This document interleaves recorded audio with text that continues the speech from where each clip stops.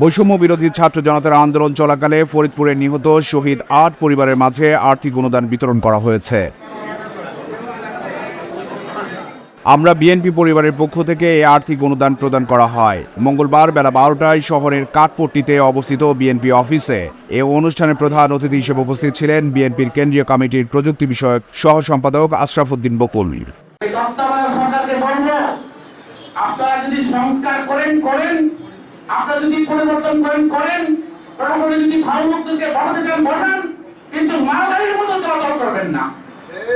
আপনারা স্পিডে যান, একটা মাইল ফলক তৈরি করেন, একটা প্রোগ্রামিং তৈরি করেন, কোনটা করে কোনটা করবেন, স্টেপ বাই স্টেপ। কারণ আওয়ামী লীগের তারা এখনো বসে আছে প্রত্যেকটা প্রশাসনের প্রত্যেকটা জায়গার মধ্যে, তারা এখনো ছাত্রলীগকে সহায়তা করছে, এখনো যুবলীগকে সহায়তা করছে। কাজে আমরা বিএনপি কখনো চাই না যে আমাদের সমস্ত নেতৃত্ব আপনারা বসায় দেন, আপনার যোগ্যতার ভিত্তিতে প্রশাসনের লোকগুলিকে বসান। কারণ তারা যদি অযোগ্য লোক হয়ে থাকে, তারা যদি আওয়ামী লীগকে এভাবে সহায়তা করে, তাহলে এই দেশকে স্বাধীন করে লাভটা হলো নাকি?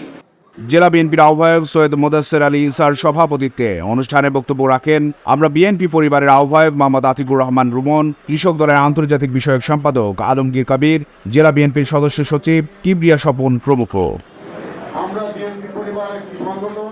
বিএনপির ভারপ্রাপ্ত চেয়ারম্যান তারেক রহমানের সহযোগিতায় আমরা বিএনপি পরিবারের উদ্যোগে শহীদ পরিবারের মাঝে আর্থিক অনুদান প্রদান করা হয়।